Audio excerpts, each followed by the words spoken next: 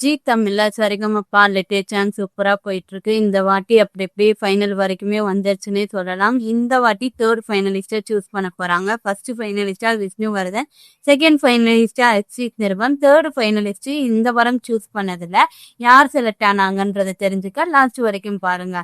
என்னதான் அக்ஷித் நிர்பன் சூஸ் ஆனாலுமே அடுத்து அபிஷேகா தான் எல்லாருமே நினைச்சிட்டு இருந்தோம். பட் அபிஷேகா செலக்ட் ஆகாதது ஒரு சந்தேகமாவும் ஒரு கேள்விக்குறியும் ஏற்படுத்தி இருக்குன்னே சொல்லலாம்.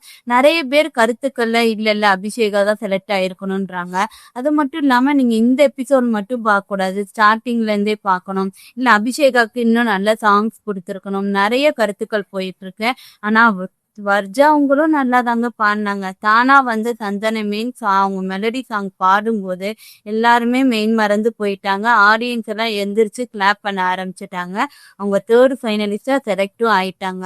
என்னதான் அபிஷேகா வராதது வருத்தமா இருந்தாலும் இலங்கையில இருந்து இவ்வளோ தூரம் இவ்வளவு பாடி தேர்ட் ஃபைனலிஸ்டா உங்க சூஸ் ஆனதுக்கு கண்டிப்பா நம்ம கமெண்ட்ல ஒரு வாழ்த்துதல் சொல்லியே ஆகணும்.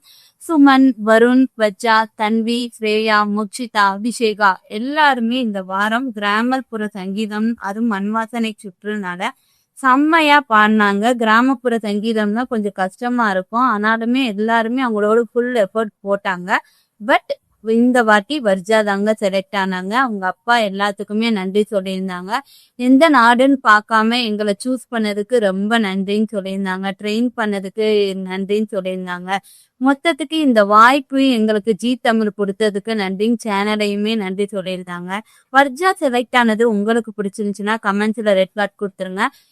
இது வரைக்கும் அபிஷேகா செலக்ட் ஆகாததுக்கு காரணம் என்னவா இருக்கும்? நீங்க என்ன நினைக்கிறீங்கன்றத கமெண்ட்ஸ்ல சொல்லுங்க.